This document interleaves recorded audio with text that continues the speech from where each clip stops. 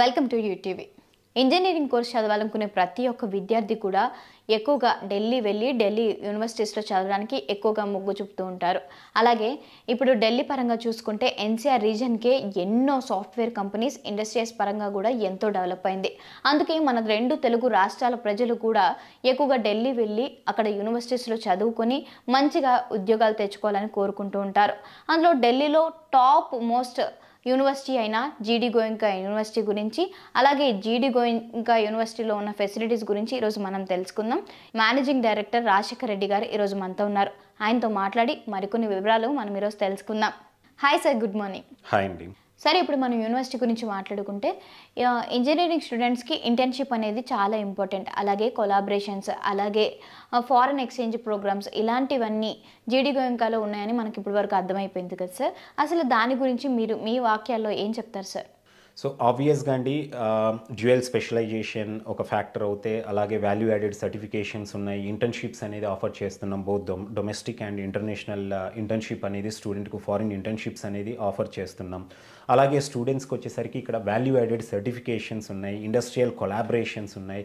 So ఇలాంటి ఇన్ని activities student చేస్తున్నప్పుడు డెఫినెట్గా ప్లేస్మెంట్ అనేది పెద్ద టాస్క్ అయితే డెఫినెట్గా కాదండి. సో అందువల్లనే ఈవెన్ కంప్యూటర్ సైన్స్కు తీసుకుంటే మనం 2016 నుండి కొంత క్రేజ్ అనేది పెరిగిందండి. అండ్ ప్లేస్మెంట్స్ అండ్ ప్యాకేజెస్ అనేది స్టూడెంట్స్కి బాగా వస్తున్నాయి.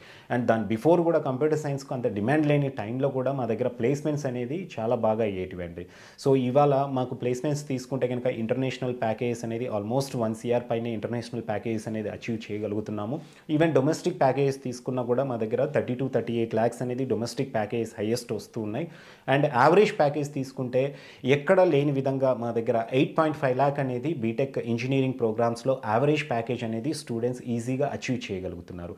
సో ఇలాంటి ఫెసిలిటీస్ ఉన్నప్పుడు ప్లేస్మెంట్ అనేది స్టూడెంట్కు పెద్ద టాస్క్ కాదండి. అండ్ 480 స్టూడెంట్స్ ఏదైతే ఉన్నారో ఈ 480లో 150 నేను ఇంతకుముందు చెప్పిన విధంగా స్టూడెంట్స్ ఫారిన్ స్టూడెంట్స్ ఉన్నారు. సో ఫారిన్ స్టూడెంట్స్ ఆబ్వియస్గా they will return back to their countries అనమాట. సో రిమైనింగ్ స్టూడెంట్స్ ఎవరైతే ఉన్నారో ఇక్కడ ఈజీగా వాళ్ళని ప్లేస్ చేయడం అనేది చాలా ఒక కేక్ వాక్ లాంటిది స్టూడెంట్ కండి ప్లేస్మెంట్ అనేది, సింపుల్ ఒక సింగిల్ వర్డ్లో చెప్పాలంటే. ప్రతి ఒక్కరు గ్రాడ్యుయేషన్ అయిపోగానే ఇలా స్టార్ట్ చేసుకోవాలి, చిన్నగా కంపెనీ స్టార్ట్ చేసుకోవాలని ప్రతి ఒక్కరికి ఉంటుంది. ఇలా స్టార్టప్ పెట్టుకున్న కంపెనీస్కి మీ జీడీ గోయంకా యూనివర్సిటీ తరపు నుండి ఎలాంటి ప్రోత్సాహం అందిస్తారు సార్? సో మనం చూసుకుంటే అండి, అంటే నాట్ ఓన్లీ సౌత్ ఇండియన్ అండి, ఎంటైర్ ఇండియన్ ఎడ్యుకేషన్ సిస్టమ్ తీసుకుంటే చిన్నప్పటి నుండి కూడా మన పేరెంట్స్ అవ్వచ్చు, మన టీచర్స్ అవ్వచ్చు, మన mind set student mind set ఎలా సెట్ చేస్తారంటే బాగా చదువు, మంచి జాబ్ తెచ్చుకో అనేసి అంటారు. కానీ ఏ స్టూడెంట్ కూడా ఏ పేరెంట్ కానివ్వండి, టీచర్ కానివ్వండి, నువ్వు బాగా చదివి ఒక మంచి కంపెనీ ఎస్టాబ్లిష్ చేయి, ఒక 10 మందికి ఉద్యోగం కల్పించే విధంగా ఏదైనా ఇండస్ట్రీ స్థాపించనేసి ఎవ్వరు కూడా ఆ విధంగా మోటివేట్ చేయరనమాట. ఇక్కడ జీడీ గోయంకా యూనివర్సిటీలో ఈ మధ్య కాలంలో ఎక్కువ మంది స్టూడెంట్స్ ఏదో ఒకటి కాలేజ్ లెవెల్లోనే స్టార్ట్ చేసి వాళ్ళు ఓన్గా ఇండస్ట్రీస్ కంపెనీస్ అనేది పెట్టడం మనం ఈ మధ్య చూస్తూనే ఉన్నాము. అండ్ మన జీడీ గోయంకా యూనివర్సిటీలో స్టూడెంట్కు 3rd year నుండి స్టార్టప్స్ మీద వాళ్ళను కొంచెం ఎంకరేజ్ చేస్తారండి. అంటే సర్టెన్ ఫండింగ్ అనేది యూనివర్సిటీయే ఒక బ్యాచ్ చేసి స్టూడెంట్స్ని అనేది ఎంకరేజ్ చేస్తుంటారు. ఎందుకంటే బిజినెస్ అనేది కొంచెం ఒక క్రిటికల్ కాన్సెప్ట్ అండి. డెఫినెట్గా స్టూడెంట్ ఒక్కసారిగా పాస్అవుట్ అయ్యి బయటకు వచ్చిన తర్వాత బిజినెస్ ఎస్టాబ్లిష్ చేసి దాంట్లో ఉన్న ఆ గేమ్ గురించి అర్థం కాని స్టూడెంట్ ఒక్కసారిగా సక్సెస్ అవ్వాలంటే బిజినెస్లో డెఫినెట్గా ఒక టఫ్ టాస్క్ అండి. అలా మనకు సక్సెస్ అయిన వాళ్ళు చాలా తక్కువ మంది ఉంటారు. బట్ ఇక్కడ యూనివర్సిటీ లెవెల్లోనే స్టూడెంట్ ఒక బిజినెస్ ఆపరేట్ చేయడం అనేది, ఒక మాడ్యూల్ అనేది తెలుసుకున్నారనుకోండి, వాళ్ళు ఇనీషియల్గా ఒక తక్కువ బడ్జెట్తో ఒక కాన్సెప్ట్ అనేది ఇంప్లిమెంట్ చేశారనుకోండి, డెఫినెట్గా వాళ్ళకు ఒక కంపెనీ ఎలా రన్ చేయాలనేది ఆబ్వియస్గా వాళ్ళు ఇక్కడ ట్రైన్ అవుతారు. కాబట్టి ఒక స్టార్టప్ తోటి ఆబ్వియస్గా బయటకు వచ్చిన తర్వాత బిజినెస్ ఛాలెంజెస్ అనేది ఈజీగా ఫేస్ చేయగలరు. సో దానివల్ల మనం జీడీ గోయంకా యూనివర్సిటీలో స్టూడెంట్స్కు 3rd yearలో అండ్ 4th yearలో కొన్ని స్టార్టప్స్ వైపు ఎంకరేజ్ చేస్తూ ఉంటామండి. సో స్టూడెంట్స్ ఏంటంటే వాళ్ళకు ఫండింగ్ అనేది కూడా యూనివర్సిటీ ప్రొవైడ్ చేస్తుంది అండ్ మెంటర్షిప్ ఉంటుంది. సో ఒక 4-5 స్టూడెంట్స్కి వచ్చేసరికి టెక్నికల్ పర్సన్ అనేది వాళ్ళకు ప్రాక్టికల్గా వాళ్ళు అనుకున్న కాన్సెప్ట్ అనేది ప్రాక్టికల్గా ప్రూవ్ చేయడానికి సపోర్ట్ చేస్తుంది అనమాట. అలా మనకు జీడీ గోయింకా యూనివర్సిటీ నుండి ఎన్నో స్టార్టప్ కంపెనీస్ అనేది ఎస్టాబ్లిష్ చేయడం జరిగింది. స్టూడెంట్స్ సక్సెస్ఫుల్గా వాళ్ళ కోర్స్ కంప్లీట్ చేసుకొని కొన్ని క్రోర్స్లో టర్న్ ఓవర్ చేసే ఎన్నో స్టార్టప్స్ అనేది కూడా స్టూడెంట్స్ ఇవాళ ఈజీగా చేయగలుగుతున్నారండి.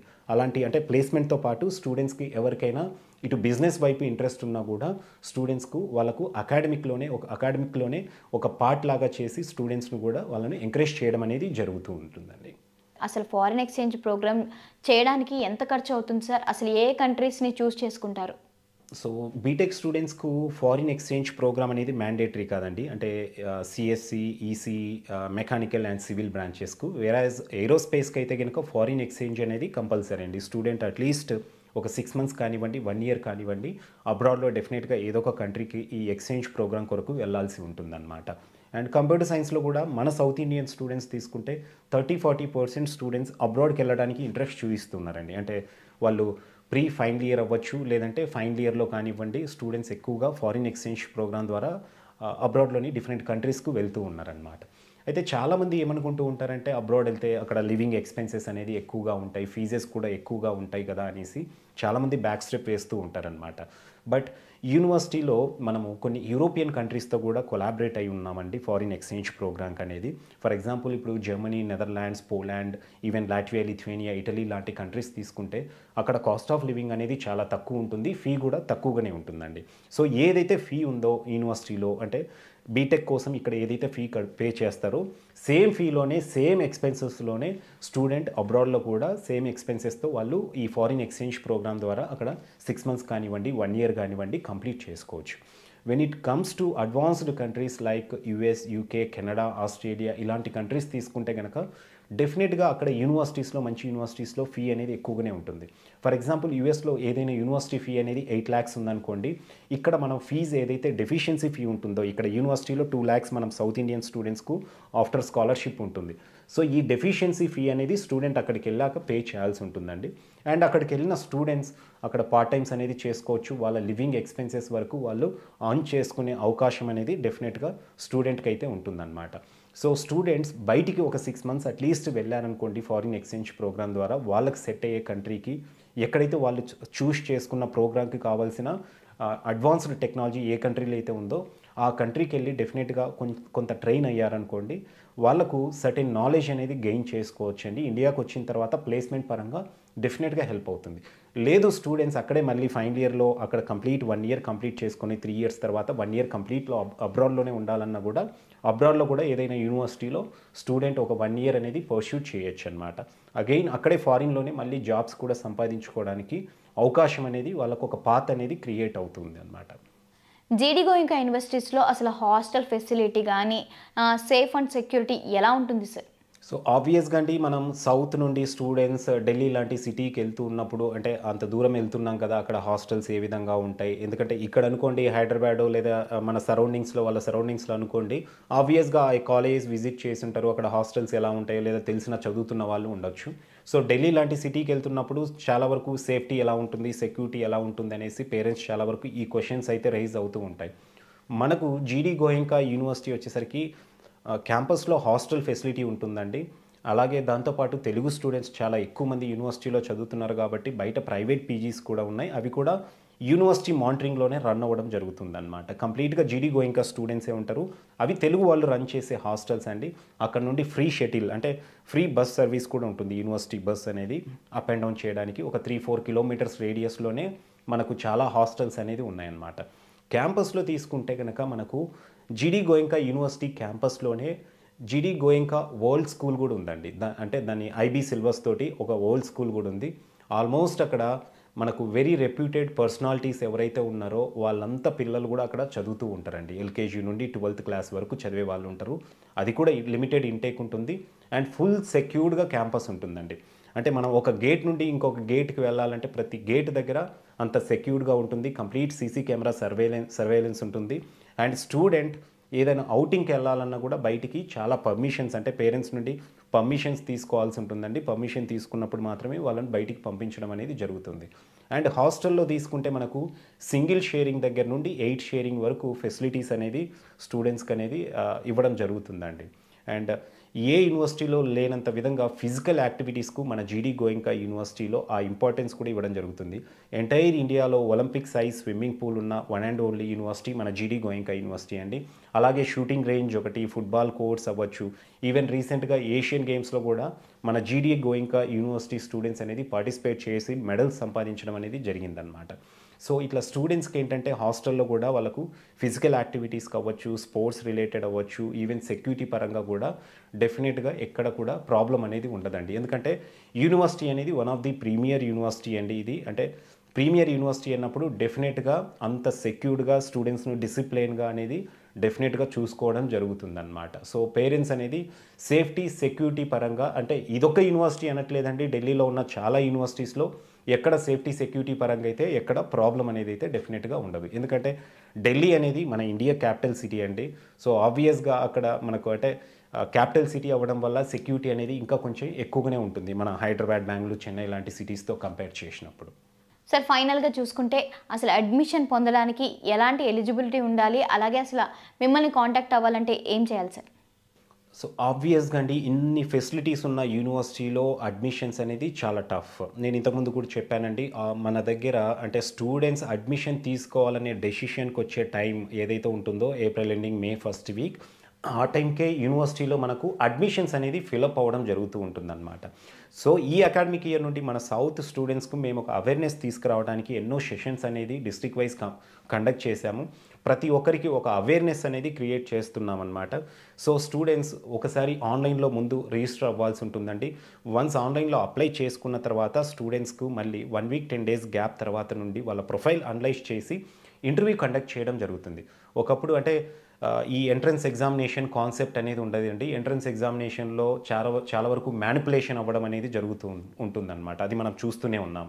సో దానివల్ల స్టూడెంట్ని ఫిజికల్గా కానివ్వండి, లేదంటే టెలిఫోనిక్ ద్వారా స్టూడెంట్కు ఇంటర్వ్యూ తీసుకోవడం జరుగుతుంది. సో వాళ్ళ దగ్గర ఉన్న communication skills, subject knowledge, confidence levels, ఇలాంటి కొన్ని పారామీటర్స్ తీసుకొని ఎవరైతే యూనివర్సిటీకి సూటబుల్ స్టూడెంట్ అనిపిస్తారో అలాంటి స్టూడెంట్కు మాత్రమే అడ్మిషన్ అనేది ఇవ్వడం జరుగుతుందండి. సో అడ్మిషన్ కోసం వచ్చేసి స్టూడెంట్స్ ఆన్లైన్లో అప్లై చేసుకోవచ్చండి. అండ్ ఇక్కడ కింద స్క్రోలింగ్లో ఇచ్చిన కాంటాక్ట్ నెంబర్ కాల్ చేసినా కూడా డీటెయిల్డ్ ఇన్ఫర్మేషన్ అనేది మా కౌన్సిలర్ స్టూడెంట్స్కు ప్రొవైడ్ చేస్తారు. సో స్టూడెంట్స్ వన్స్ అప్లికేషన్ అయిపోయిన తర్వాత, ఇంటర్వ్యూ ప్రొసీజర్ అయిపోయిన తర్వాత వాళ్ళకప్పుడు సెలక్షన్ లెటర్ వచ్చినప్పుడు మాత్రమే వాళ్ళది అడ్మిషన్ అనేది కన్ఫర్మ్ అవుతుందన్నమాట. టోటల్ 160 స్టూడెంట్స్ అనేది ఆంధ్రప్రదేశ్ అండ్ తెలంగాణ స్టూడెంట్స్ నుండి ఫైనల్గా అడ్మిషన్ అనేది బీటెక్ ప్రోగ్రామ్స్లో డిఫరెంట్ స్పెషలైజేషన్స్లో తీసుకోవడం అనేది జరుగుతుంది. ఈ ప్రాసెస్ అనేది ఏప్రిల్ ఎండింగ్ లేదా హార్డ్లీ మే ఫస్ట్ వీక్ వరకు మాత్రమే ఉంటుందండి. టోటల్ అంటే ఇంటర్వ్యూ ప్రాసెస్ అయిపోయి వాళ్ళకి సెలక్షన్ లెటర్ ఇదంతా ఇవ్వడానికి. అండ్ ట్యూషన్ ఫీ విషయానికి వస్తే అండి, computer science engineering course CSC అవ్వచ్చు, సిఎస్సిలో స్పెషలైజేషన్స్ అవ్వచ్చు, మన దగ్గర అప్రాక్సిమేట్గా యూనివర్సిటీలో అయితే కాలేజ్ ఫీ, హాస్టల్ అంతా కలిపి 23 lakhs అవుతుందన్నమాట. అండ్ స్టూడెంట్స్కు, సౌత్ ఇండియన్ స్టూడెంట్స్కు పర్టికులర్గా డైవర్సిటీ స్కాలర్షిప్ కింద వాళ్ళకి ఇంటర్మీడియట్లో ఎంత పర్సెంటేజ్ ఉన్నప్పటికీ ఇంటర్వ్యూలో పర్ఫార్మెన్స్ బాగుంటే కనుక ఒక 7 lakhs స్కాలర్షిప్ ఇస్తుందన్నమాట యూనివర్సిటీ. అంటే 14 lakhsలో వీళ్ళది కాలేజ్ ఫీ, హాస్టల్ అంతా కలిపి computer science engineering with specializations అనేది స్టూడెంట్ 4 yearsలో కంప్లీట్ చేసుకోవచ్చు. అండ్ దీంట్లోనే ఫ్రీ ల్యాప్టాప్ ఇలాంటివి స్టూడెంట్కు ప్రొవైడ్ చేయడం జరుగుతుంది. వేరాజ్ ఈసీఈ, మెకానికల్, సివిల్ ఇలాంటి ప్రోగ్రామ్స్ తీసుకుంటే 1,50,000 ఇయర్లీ ట్యూషన్ ఫీ అనేది ఉంటుందండి ఆఫ్టర్ స్కాలర్షిప్ స్టూడెంట్కు. And apart from this hostel fee అనేది in addition to the tuition fee student has to pay అనమాట. అండ్ ఏరోస్పేస్ ఇంజనీరింగ్ తీసుకుంటే కనుక ఇది మోస్ట్ రెప్యూటెడ్ ప్రోగ్రామ్ అండి. 30 seats ఇంటేక్ మాత్రమే ఉంటుంది యూనివర్సిటీలో. 2,50,000 అనేది పర్ యానం ఫీ ఉంటుందన్నమాట. ఏరోస్పేస్ ఇంజనీరింగ్ కూడా అడ్మిషన్స్ అనేది ఆల్రెడీ స్టార్ట్ అయ్యాయండి. దీనికి అగైన్ సపరేట్ రిజిస్ట్రేషన్ అనేది ఉంటుంది ఈ ప్రోగ్రామ్కి. ఈ ప్రోగ్రాంలో హైలైట్ ఏంటంటే 30% ఫ్యాకల్టీ వచ్చేసి ఫారిన్ ఫ్యాకల్టీ ఉంటారండి యూనివర్సిటీలో.